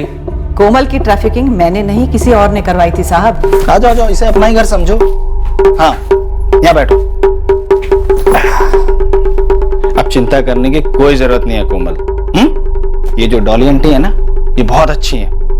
कल सुबह वो खुद तुम्हें जबलपुर लेके जाएंगी, सीधा तुम्हारी मम्मी के पास। क्या बोलती डॉली जी, पसंद आई? किराया बोल नदीम। कॉली है, 1.5 लाख में पड़ेगी। अपना कमीशन जोड़ के बोल रहा साले। कैसी बातें कर रही हैं आप डॉली जी? मेरा कमीशन तो सिर्फ आपसे है, और मैं ही महीने में 15-15 हजार में 4 बार बिठा दूंगा, बाद में घसती रहेगी। महीने का 1.5 लाख किराया दूंगी तो कमाऊंगी क्या? अरे कमाओगी डॉली जी, भरपूर कमाओगी। 1 महीने के बाद सप्लायर को बोल देंगे 50% में हमें बेच दे। उसके बाद में पेड़ भी अपना और फल भी, जितना चाहो लूटो। लुट तो मैं गई थी साहब, पूरा 1.5 लाख किराया दिया सप्लायर को। मुश्किल से लड़की 4 बार धंधे पर बैठी और किसी ने चुगली कर दी। राजन ने चुगली की थी, जिसका बदला लिया तूने उससे? अब यही तो मुश्किल है ना साहब इस दुनिया में। ईमानदारी से बात करो तो लोग सच मानते ही नहीं है। अब आप ऐसा करो साहब कि अगर आपको ऐसा लगता है ना कि केवल आप ही सच बोलते हो, तो आप ही सच का पता लगा लो और मुझे जरूर बता देना। सर, ये डॉली 1 नंबर की झोल क्वीन है। डॉली का हाथ पक्का लगता है? हाथ लगता तो है सर, पर ये साबित करने के लिए अभी हमारे हाथ में कुछ नहीं है। लेकिन एक बात है सर, ये डॉली बात घुमाने में एक्सपर्ट है। ए आशा, तेरा चेहरा कितना फीका पड़ गया रे। मौसम्बी का जूस पिया कर। लॉकअप में पीऊंगी तेरा जूस बना के। सर, वो फैजल जिसने डॉली के कहने पर पैसे कलेक्ट किए थे, वो हमारे हाथों लग गया है। लेकिन सर, वो तो सिर्फ एक डिलीवरी मैन था। और वो सुरेश जिसे फैजल ने पैसे पहुंचाए? अभी भी अंडरग्राउंड है सर। देविका, राजन की गर्लफ्रेंड्स नैना और पूजा, कुछ मिला उनसे? एक्चुअली कुछ नहीं मिला सर, दोनों ने अफेयर की बात तो कबूल की है। राजन से लोन लिया था मैंने अपनी स्कूटी के लिए, लौटा नहीं पा रही थी, या यूं बोलो लौटाने का मन नहीं था, तो दिल लगा लिया उसके साथ। लोन और इंटरेस्ट सब माफ। तो तू मर्दों को ऐसे ही फंसाती है, तेरा कोई रैकेट वैकेट तो नहीं है? इतने बुरे दिन नहीं आए मैडम कि मर्दों को फंसाना पड़े, और वैसे भी ये मेरा प्राइवेट मामला है, आप इतना इंटरेस्ट क्यों ले रही है? ज्यादा हवा में मत उड़ पूजा, मर्डर केस में फंसी है तू। फंसे मेरी सैंडल, बोला ना एक बार, राजन के साथ कुछ सीरियस वीरियस नहीं था, लोन के बदले टाइम पास था बस। मेरी तो जिंदगी बर्बाद हो गई मैडम। राजन ने मुझसे शादी करने का वादा किया था। तुम्हें पता नहीं था कि राजन शादीशुदा है? मैडम मैं जानती थी कि वो शादीशुदा है, लेकिन वो शालिनी को डिवोर्स देने वाला था। वो 17 सितंबर को अपना फाइनल डिसीजन लेने वाला था कि वो अपनी वाइफ को डिवोर्स देगा और फिर हम दोनों शादी करने वाले थे मैडम। मैंने तो कई मन्नतें भी रखी कि उसका डिवोर्स जल्द से जल्द हो जाए, लेकिन फिर पता चला कि उसका मर्डर हो गया। मैं आपको बता नहीं सकती मैडम कि मेरी जिंदगी किस कदर बर्बाद हो गई। मैं उसके साथ सो चुकी हूँ मैडम। सर इतना तो हम पकड़ के चल सकते हैं कि राजन शायद शालिनी को डिवोर्स देने वाला था। मतलब घूम फिरकर हम वहीं आ रहे हैं। शालिनी सस्पेक्ट, उसी के पास मोटिव था। उसने गुस्से में आकर अपने पति राजन का मर्डर करवा दिया। कोलैटरल डैमेज, राजन के पिता नरेंद्र पाटीदार। लेकिन सर शालिनी के खिलाफ हमारे पास कोई सबूत नहीं है। पॉसिबिलिटी कम है कि ये मर्डर शालिनी ने खुद किया हो, और अगर किसी और से करवाया है तो फिर किससे करवाया? बाबूराम पर कोई खबर? अभी तक तो कुछ नहीं सर। गुरु खबरी और उसकी टीम लगे हुए हैं, लेकिन सर बाबूराम का इस तरह से अचानक गायब हो जाना अपने आप में एक लीड तो है। मैंडेट जारी करो बाबूराम के।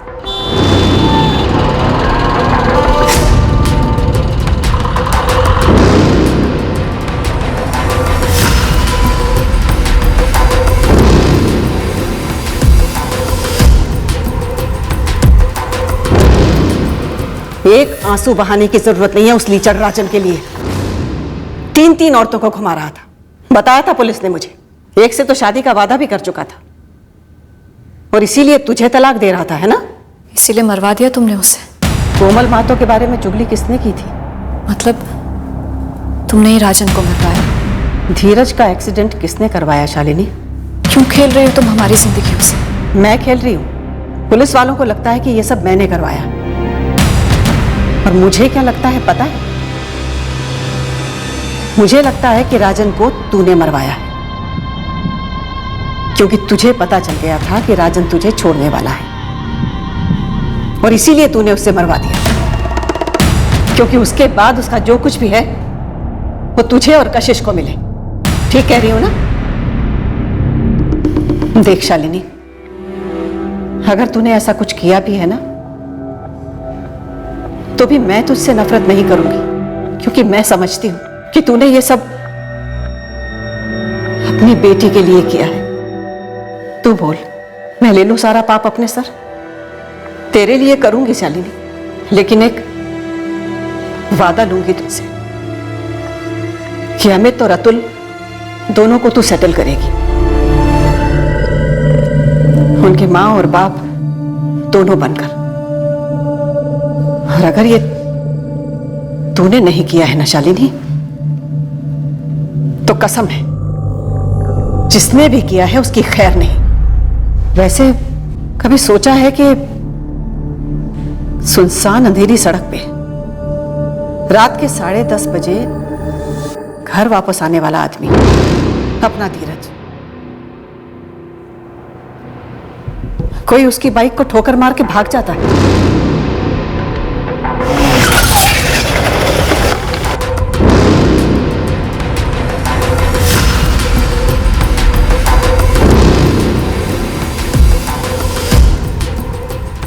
जी हाँ, हॉस्पिटल का सारा बिल दरअसल सोनिया की माँ ने ही भरा था। मैंने माँ से मदद मांगी थी मैडम। एक्सीडेंट 23 अगस्त की रात को हुआ था? जी हाँ, मंडी द्वीप में एक फर्टिलाइजर डिपो है, मैं वहाँ मैनेजर हूँ। रात को ड्यूटी से लौट रहा था कि एक गाड़ी ने उड़ा दिया। क्या तुमको भी डॉली जायसवाल की चलाई जा रही वैश्यवृत्ति के बारे में मालूम था? जी मालूम था। राजन को भी मालूम था, है ना? जी हाँ। सोनिया, तुम्हें किस पर शक है?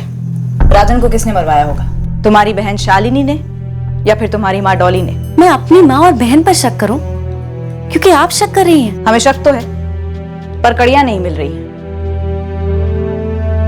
दुनिया चाहे यहाँ की वहां क्यों ना हो जाए, मेरी शालिनी दीदी अपने पति का तो क्या, किसी जानी दुश्मन का भी खून नहीं करेगी। रही बात मेरी माँ की, मेरी माँ चाहे कितने भी घिनौना काम क्यों ना करती हो, वो किसी का कत्ल नहीं करेगी। सिद्धेश, तुम धीरज के छोटे भाई हो? जी। शालिनी से पता चला कि तुम और राजन अच्छे दोस्त थे? हाँ, पुरानी दोस्ती थी। बाद में पता चला कि वो सोनिया भाभी की शालिनी दीदी के पति हैं। तुम काम क्या करते हो सिद्धेश? रिसेप्शनिस्ट हूँ एक होटल में। उस लड़की से जो धंधा कराया ना, हाय लगी है पूरी फैमिली को। अब देखिए ना, खुद डॉली जी जेल चली गई, यहाँ शालिनी जी की पूरी लाइफ तितर बितर हो गई। धीरज भैया का ऐसे एक्सीडेंट हो गया और फिर राजन और उसके पापा खत्म हो गए। सबकी लाइफ खराब हो गई मैडम, किसी की करनी और सबकी भरनी। तुम्हें क्या लगता है सिद्धेश, राजन ने डॉली के खिलाफ पुलिस को खबर कर दी होगी उस लड़की कोमल महतो के बारे में? मुझे इस सब के बारे में ज्यादा जानकारी नहीं है, बस इतना जानता हूँ कि डॉली जी के एक जुर्म ने कितनों की लाइफ खराब कर दी। सर कॉल रिकॉर्ड्स आ गए। जिस अज्ञात नंबर से हमें कॉल आया था कि कोमल महतो डॉली जायसवाल के घर पर है, वो नंबर पता चल गया है, अभी स्विच ऑफ है, लेकिन वो नंबर राजन पाटीदार का तो नहीं है। पता करो ये किसका नंबर है विनायक। इस केस में ऑलरेडी हम काफी चक्कर काट चुके हैं, अब सीधे आगे बढ़ने के लिए तगड़ी कड़ी चाहिए। मालिक, इंदौर से बोल रहा हूँ, आपके काम की कड़ी हाथ लगी है। बाबूराम यहाँ इंदौर में है, सिक्योरिटी गार्ड की नौकरी कर रहा है, उसका सारा मूवमेंट मैं ट्रैक कर रहा हूँ। गुरु, किसी भी सूरत में ये बाबूराम रडार से फिसलना नहीं चाहिए। उस वक्त बाबूराम हमारा मुख्य संदिग्ध था और हम मानकर चल रहे थे कि ये कत्ल उसी ने किए और अब वो हमारे हाथों में आने वाला था। सर सुनिए तो, माजरा क्या है साहब? हमें पता था कि बाबूराम अपनी बेगुनाही की दुहाई देगा, पर बाबूराम इस केस में एक ऐसा अजीब नया पहलू सामने लाया जो अब तक सामने आया ही नहीं था। अरे साहब में भागा कहाँ? अकेला आदमी, घर परिवार है नहीं। यहाँ भोपाल में छोटे मोटे काम करता था, वहाँ इंदौर में अच्छी तनख्वाह वाली नौकरी मिली तो वहाँ चला गया, आराम से रह रहा था। मर्डर के प्लान में पहले इंदौर में नौकरी पकड़ना शामिल था, है ना, ताकि कभी किसी को यह शक ना हो कि तू भाग गया। बाबूराम चल अब शुरू हो जा। दोनों मर्डर 5:30 से 6:30 के बीच हुए। किसने खोला था दरवाजा? नरेंद्र पाटीदार ने। पहले उसे मारा तूने? ऐसा ही हुआ था ना साहब? मैं अगस्त के महीने के बाद नरेंद्र जी के घर गया ही नहीं। वहां इंदौर में मेरी नौकरी 1 सितंबर से शुरू हुई। तो खास ये काम करने के लिए तो इंदौर से आया? 15 की रात को आया, 16 की सुबह काम किया और लौट गया। बाबूराम, किसने दी तुझे सुपारी ये मर्डर्स करने के लिए? राजन की पत्नी शालिनी ने, या शालिनी की मां डॉली जायसवाल ने, या नरेंद्र की पत्नी रानी देवी ने? तू तो जानता भी है रानी देवी को। मैं नरेंद्र जी की पत्नी रानी भाभी को जानता हूँ, वो माहीपुर में रहती है, ग्वालियर जिले में पड़ता है। मुझे कभी कभी फोन कर लेती है अपने बेटे राजन का हालचाल पूछने के लिए। वहाँ किसके साथ रहती है वो? अपने दूसरे पति के साथ। वो भले आदमी है साहब, ये अपने नरेंद्र जी जैसे नहीं है। और साहब वो शालिनी बेटी है ना, वो तो बेचारी अपनी माँ का किया धरा भुगत रही है। उसकी जो माँ है ना डॉली, तो प्रलय भी आ जाए तब भी नहीं सुधरने वाली। ये प्रलय पुराण हमें मत सुना, सीधा सीधा मुद्दे पे आ। कितने पैसे दिए गए तुझे? साहब 100 रुपए, दिन का 100 रुपए देते थे नरेंद्र जी। उनके घर का छोटा मोटा काम कर लेता था, और जब शालिनी घर छोड़ के गई तब झाड़ू पोछा भी कर लेता था, तब 200 रुपए देते थे। अब तो एक ही दिन जाता था। देख बाबूराम, ज्यादा शाना मत बन, वैसे ही बहुत टाइम के बाद हाथ लगाए। मालिक, अगर मुझे पता होता आप लोग मुझे ढूंढ रहे हैं तो मैं सीधे आपके पास चला आता। मुझे कुछ पता ही नहीं था तो मैं क्या करता। ये बाबूराम तो तोताराम निकला। एक ही बात की रट लगा रहा है कि मर्डर के वक्त इंदौर में ही था। सच में था मालिक। बाबूराम 15 और 16 सितंबर और उसके पहले और बाद में इंदौर में ही था। बाबूराम रॉन्ग नंबर है। तो सही नंबर क्या है बे? निकम्मो, तुम लोग काम करे मजाक कर रहे हो?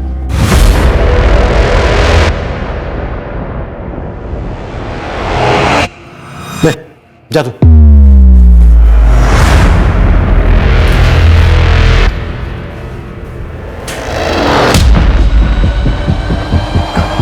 मालिक, ये दोनों कत्ल होते वक्त चोरी भी हुई थी क्या? नहीं।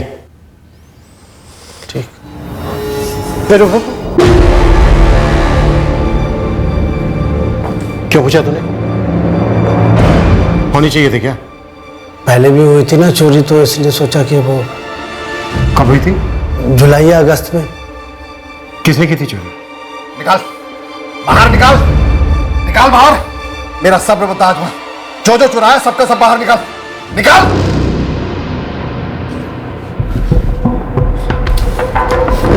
सारे के सारे निकाल अमित, वरना तेरी खाल उधेड़ दूंगा।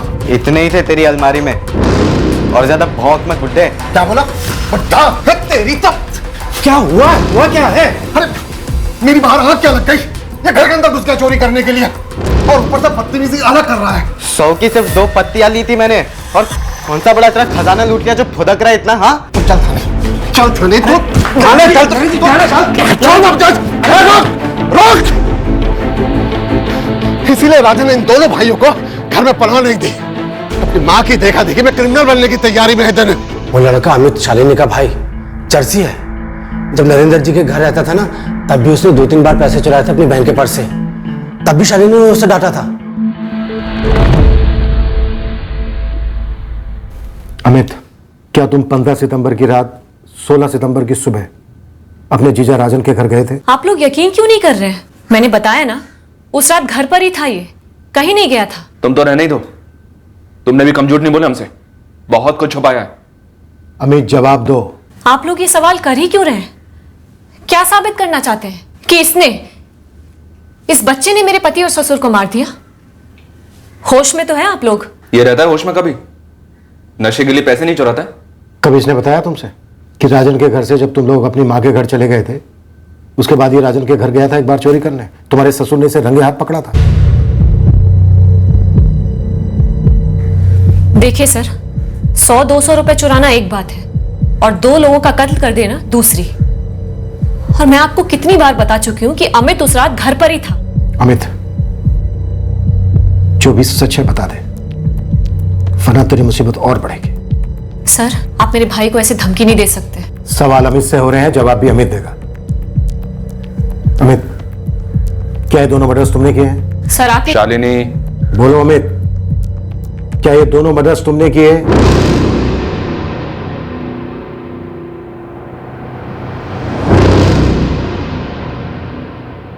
किसके मर्डर? अपने जीजा राजन और उसके पिता नरेंद्र पाटीदार के मर्डर।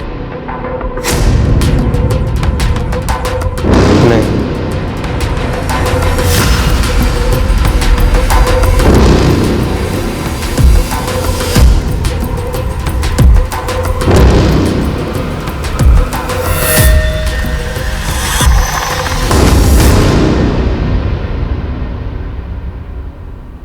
ये अमित टस से मस नहीं हो रहा है। एक ही जवाब, मैंने नहीं किया। और हम कोई और तरीका अपना भी नहीं सकते, माइनर है लड़का। सर, हमारे हाथ में कुछ ठोस होना ही चाहिए जिससे अमित का झूठ पकड़ा जाए। एक बात समझ में नहीं आ रही है, अमित ड्रग एडिक्ट है। अगर वो राजन के घर पैसे लेने गया और वहां पर वो राजन और राजन के पिता नरेंद्र का कत्ल करता है और पैसे नहीं लेता, क्यों? जबकि कैश तो था घर पर। शायद पैसे पहले ही मिल गए होंगे अमित को। हम सुपारी का एंगल ढूंढ रहे थे, शायद सुपारी दी नहीं गई हो, इस नाबालिग से करवाया गया हो। अमित चरसी है, चरसी की टोलियों के साथ उठता बैठता है, 24 घंटे नशे में रहता है। क्या वो अकेला 2-2 लोगों का कत्ल कर पाता? साहब अंदर आऊं क्या? कुछ काम की खबर लाया गुरु। ये शालिनी का भाई अमित भी रॉन्ग नंबर है। तूने मिलाया क्या? हाँ साहब। अब देखिए, ये अमित अकेला 2-2 मर्डर तो नहीं कर सकता है, कम से कम 2 लोग लगते इस काम के लिए। मैंने इसके चरसी की टोली को खूब खंगाला है, कोई भी ये काम मुफ्त में नहीं करेगा और ना ही ऐसी कोई खबर है। इतने नशे में रहने वालों की जुबान फिसलती है साहब, लेकिन इसने कभी भी अपने किसी भी साथी को कुछ भी नहीं बोला है। शालिनी कह रही थी कि उस रात अमित घर पर ही था, उसका क्या? सर, ये साबित करने के लिए कोई सबूत तो नहीं है, पर इस बात का भी क्या सबूत है कि अमित राजन के घर गया था? सर एक बात बोलूं साहब, राजन मरते वक्त फुल दारू के नशे में था, अंदर के कमरे में घंटी बजी होगी तो पूरे चांसेस है कि राजन तो उठ के नहीं गया होगा दरवाजा खोलने के लिए। बाहर इसका बापू नरेंद्र सोया हुआ था, तो हो सकता है कि दरवाजा खोलने नरेंद्र उठा हो। अब सोचिए सर, अगर ये अमित वहां गया होता तो क्या नरेंद्र उसे देखकर भड़कता नहीं, चिल्लाता नहीं, उसे अंदर ले लेता और फिर खुद बाथरूम की ओर चला जाता, जहां पहले अमित उसे मारे फिर राजन को मारे? रॉन्ग नंबर पे रॉन्ग नंबर। पता नहीं सही नंबर क्यों नहीं लग रहा है इस केस में। क्योंकि हमारे पास इस बात का कोई टेक्निकल सबूत नहीं है कि उस रात किसी की बात हुई राजन के साथ, फिर वो जान पहचान वाला शख्स राजन के घर आया हो, राजन के साथ बैठकर कमरे के अंदर उसने शराब पी हो, फिर राजन को मार दिया हो, राजन के बाप को भी। सर, मौत सुबह 5:30 से 6:30 के बीच में हुई, यानी जो भी शख्स आया होगा, कातिल रात भर रुकने के इरादे से ही आया होगा। कुल मिलाकर एक ही एंगल में दम लग रहा है इस वक्त, और वह है खुद शालिनी। लेकिन सवाल यह है कि क्या शालिनी अपनी छोटी सी बच्ची कशिश और 2 नाबालिग भाइयों को अकेले घर पर छोड़कर अपने पति के घर जाती उस रात को और पूरी रात वहां रहती और फिर सुबह 5:30 से 6:30 के बीच दोनों का कत्ल करती और वापस अपने घर लौटती? जहां से शुरुआत की थी, घूम घाम कर फिर वहीं लौटे थे। हम इस केस का तोड़ नहीं ढूंढ पा रहे थे, समझ नहीं पा रहे थे कि हम कहां चूक रहे हैं। फिर हमारी उंगली एक ऐसे एंगल पर पड़ी जो इस केस का हिस्सा जरूर था, लेकिन इस डबल मर्डर की वजह हो सकता है इस तरह उभर कर नहीं है। इस एंगल का ख्याल हमारे दिमाग में 2 महीने बाद आया, जब हम अंधी गलियों में चक्कर काट काट कर थक से गए थे। वो एक्सीडेंट शालिनी की छोटी बहन सोनिया के पति धीरज गुर्जर का जो एक्सीडेंट हुआ था, वो एक्सीडेंट, वो वाकयात क्या वाकई में एक्सीडेंट था? आपको लगता है सर वो एक्सीडेंट नहीं था? वही सोच रहा हूं। देविका, याद है धीरज के छोटे भाई सिद्धेश ने तुमसे क्या कहा था? ये जो सोनिया भाभी की माँ ने उस लड़की से जो धंधा कराया ना, हाय लग गई है पूरी फैमिली। सबकी लाइफ खराब हो गई मैडम, किसी की करनी और सबकी भरनी। एक तरीके से उसकी ये बात इस बात को अंडरलाइन करती है कि ये सारे हादसे डॉली के ट्रैफिकिंग केस से कहीं ना कहीं जुड़े हैं। उस केस के तो हर पहलू को हमने खंगाला। ट्रैफिक हुई उस बच्ची कोमल महतो तक भी हम पहुंचे। उसकी अपनी दुखद कहानी थी, पर इस डबल मर्डर से जुड़ा कुछ भी नहीं मिला सर। और वो एक्सीडेंट, क्या ये धीरज का एक्सीडेंट वाकई में एक्सीडेंट था या फिर ये एक्सीडेंट एक अटेम्प्ट टू मर्डर था? धीरज और राजन के बीच में कोई आपसी रंजिश हो, क्या आपका इशारा इस ओर है? इन दोनों दामादों के बीच अनबन हो सकती है। इस एक्सीडेंट की रिपोर्ट मंगवाओ।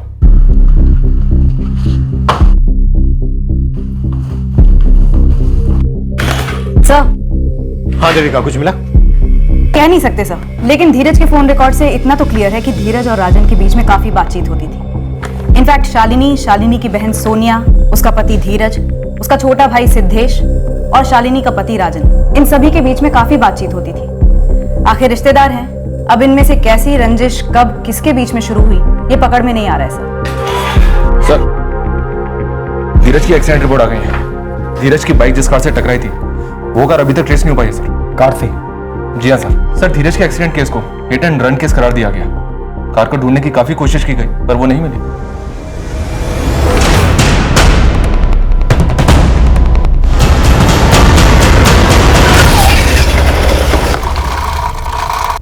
अगर धीरज का एक्सीडेंट वाकई में अटेम्प्ट टू मर्डर था तो पहले धीरज को मारने की कोशिश करना, फिर राजन और उसके साथ उसके पिता नरेंद्र का कत्ल। कोई तो घंटी बज रही है सैंडल में। क्या मुझे मार डालने की कोशिश? तुम्हें ऐसा कभी नहीं लगा? क्या राजन से कोई झगड़ा था तुम्हारा? नहीं तो, साड़ू भाई थे हम दोनों। एक मिनट, आप कहना क्या चाह रही हैं कि राजन ने मेरा एक्सीडेंट करवाया मुझे मारने के इरादे से, और बदला लेने के लिए मैंने राजन को और उसके पिता को मरवा डाला? क्या ऐसा हुआ था? ऐसा कुछ नहीं हुआ था मैडम। आप लोग हताश हो रहे हैं इसलिए दिमाग के घोड़े बेलगाम दौड़ाए जा रहे हैं।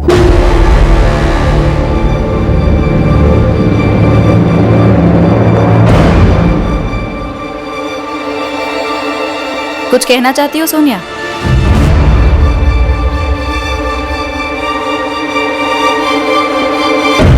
कहना चाहती हो सोनिया?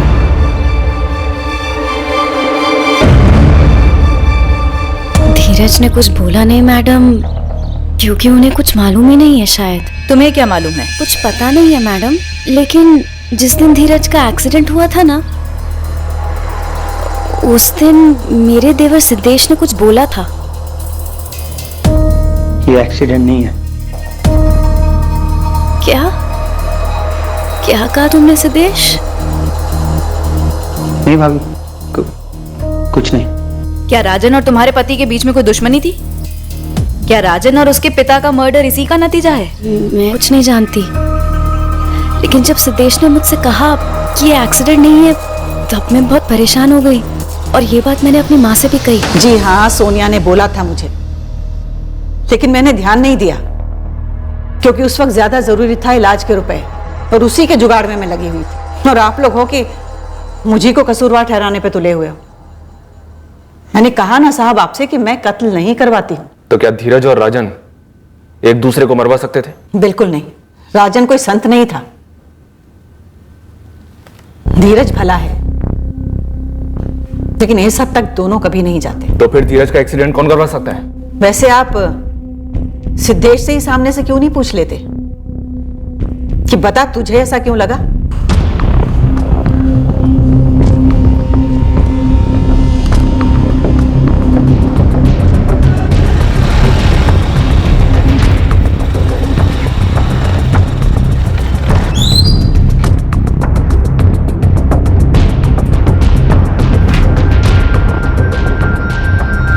सिद्धेश गुर्जर हमेशा नाइट ड्यूटी करता है। पिछले 6 महीने से तो नाइट शिफ्ट पर ही है। ये रजिस्टर मुझे चाहिए, बाद में लौटा देंगे। ठीक है सर। सर मुझे ऐसा लगा क्योंकि रात 9 बजे के बाद उस रास्ते पर कोई ट्रैफिक होता ही नहीं है, रास्ता एकदम साफ होता है, और धीरज भैया एकदम सेफ बाइक चलाते हैं, वहां कभी एक्सीडेंट नहीं होता, इसलिए मुझे लगा सर। जानबूझकर धीरज को किसने कार से उड़ाया, मारने के इरादे से? तो कौन कर सकता है ऐसा सिद्धेश? मुझे नहीं पता सर, मुझे बस ऐसा लगा। तुझे ऐसा लगा नहीं, तुझे पता था, तुझे पता है। किसने करवाया एक्सीडेंट? नाम बोल। 15 सितंबर की रात को तू कहाँ था? ड्यूटी पर था। तेरे होटल का गैस रजिस्टर है 15 सितंबर की नाइट शिफ्ट वाले पेज पर जा। ऑन ड्यूटी रिसेप्शनिस्ट में तेरा सिग्नेचर देखा? ये देखिए सर, मेरा सिग्नेचर। व्हाइटनर लगाकर तूने अपना साइन किया है। तेरे मैनेजर को अच्छी तरह से याद है 15 सितंबर की नाइट शिफ्ट से तूने ऑफ मांगा था। 15 सितंबर सिद्धेश के मौजूद होने के सिग्नेचर के नीचे व्हाइटनर लगा हुआ है। क्यों? दिखाइए। लेकिन इस रजिस्टर पर सिद्धेश का सिग्नेचर 15 सितंबर को कैसे हो सकता है? उस रात तो वो छुट्टी पर था। मोहन सर, वो मेरे घर का एक अर्जेंट काम आ पड़ा है, तो आज नहीं आ पाऊंगा। प्लीज ऑफ दे दीजिए।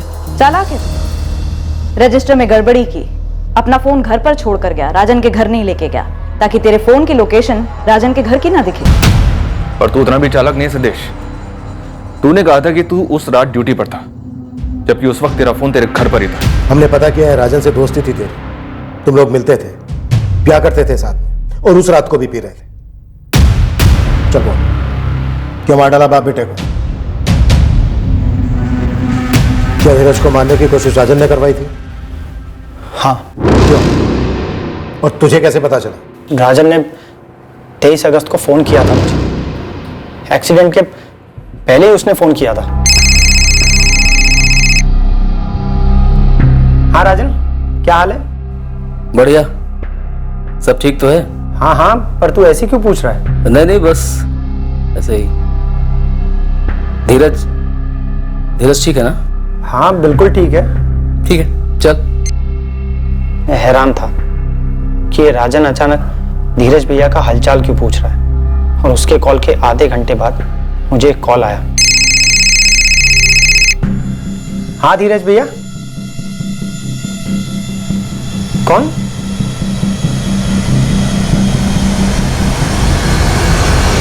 राजन का फोन आता है धीरज भैया की खैरियत पूछने के लिए। उसके आधे घंटे बाद एक राह चलता आदमी धीरज भैया के फोन से कॉल करके कहता है कि उनका एक्सीडेंट हो गया। 2 और 2 मिलाना इतना मुश्किल भी नहीं है ना सर। राजन क्यों मरवाना चाहता था धीरज को? क्योंकि शक था राजन को सर कि उसकी पत्नी शालिनी और धीरज भैया का अफेयर चल रहा था। वाकई में अफेयर चल रहा था? नहीं था सर। धीरज भैया काफी सपोर्ट करते थे शालिनी जी को, कभी कभार उनके घर भी जाते थे हौसला देने सर, कभी पैसे भी देते थे। धीरज भैया शालिनी जी की मदद सिर्फ इसलिए कर रहे थे क्योंकि वो अकेली थी, अकेली अपनी छोटी बच्ची कशिश और 2 भाइयों को संभाल रही थी। मैं राजन के साथ पीने बैठता था छुट्टी के दिन, तो 2-4 बार राजन ने पूछा भी था मुझसे। धीरज हर तीसरे दिन जाता है वहां, माजरा क्या है? नहीं, क्योंकि तू नहीं जाता ना इसलिए। अच्छा, मतलब तेरा धीरज भैया शालिनी की जिंदगी में मेरी जगह लेगा? राजन वो वाइफ है तेरी, और तू उसके बारे में कैसी बातें कर रहा है? धीरज भैया के साथ सोनिया भाभी भी तो जाती है ना। लेकिन धीरज अकेला ज्यादा जाता है। राजन ये शक करना छोड़ दे। धीरज भैया सिर्फ हेल्प करना चाहते हैं शालिनी भाभी। एक छोटी बच्ची, 2 छोटे भाई, उसमें से एक चर्सी। आसान लाइफ नहीं है उनकी। राजन को शक था कि तुम्हारा धीरज के साथ अफेयर है, ये बात तुम्हें पता थी? हाँ पता थी। राजन थे ही शक की मिजाज के। इस बात को लेकर उन्होंने मुझे 1-2 बार बुरा भला भी कहा था, पर मैडम मेरा धीरज के साथ कोई चक्कर नहीं है। मेरी छोटी बहन के पति है वो, बड़ी इज्जत करती हूं उनकी, क्योंकि वो हमारी काफी मदद करते हैं।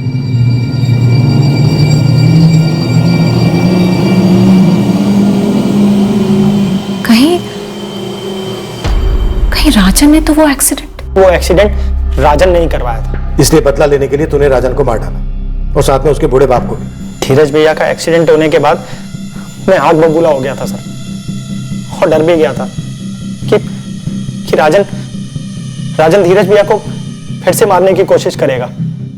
मेरे दिमाग में बस यही बात घूम रही थी सर। हाँ, मैं राजन को मार डालना चाहता था।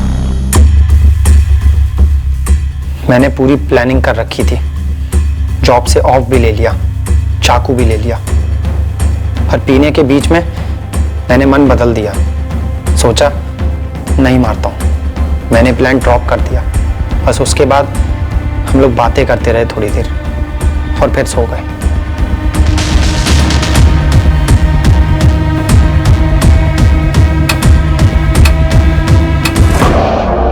तब मुझे एक बुरा सपना आया।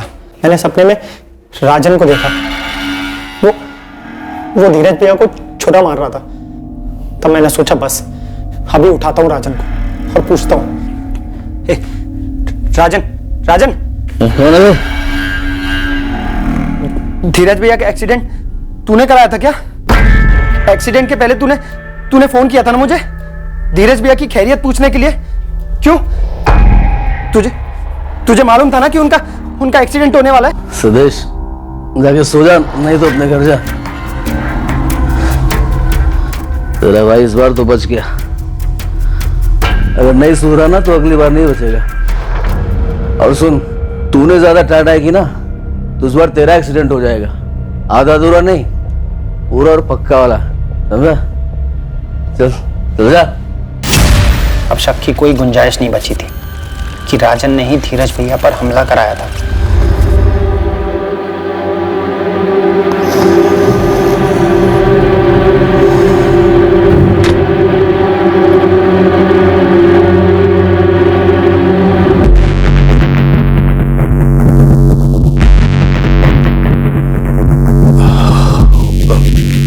मैं दूध लेने जा रहा हूं। मैं समझ गया कि नरेंद्र जी ने कुछ भांप लिया था। मेरी कमीज पर खून के धब्बे देख लिए थे। अब उनको जिंदा छोड़ना बहुत रिस्की था। मैं आता हूं।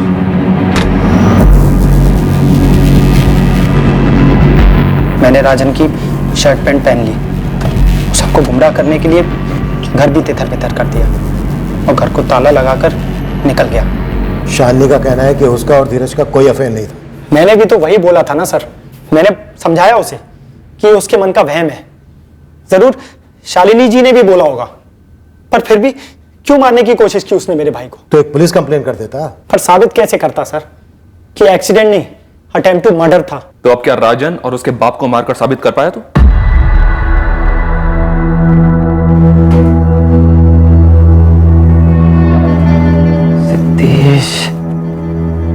एक बार मुझे बता दिया होता।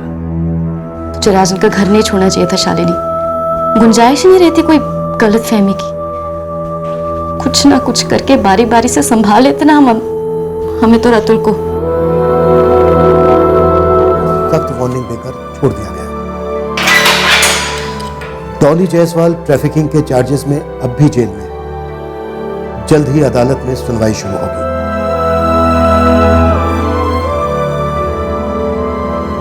दुनिया में ऐसी कोई मजबूरी नहीं हो सकती जिसका हल जुर्म हो, भले हालात कितने ही बदतर क्यों ना हो।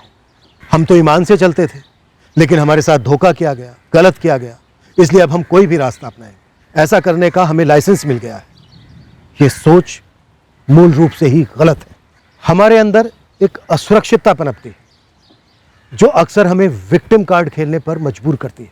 हम अपने आप से एक झूठ बोल लेते हैं कि किसी और ने गलत काम किया, हम जो कर रहे हैं वो उसका नतीजा है। हमें इस सोच से दूर ही रहना चाहिए। कभी सहानुभूति या दया के लिए तरसना नहीं चाहिए। उल्टा अपने आप से कहना चाहिए कि हम मजबूत हैं, चाहे जैसी भी बाधाएं आए, हम अपने लिए एक अच्छी खुशहाल जिंदगी बना लेंगे।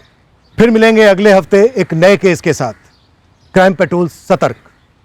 जय हिंद। इस तरह के और भी एपिसोड देखने के लिए हमारे चैनल को सब्सक्राइब करें और बेल आइकन दबाना ना भूलें।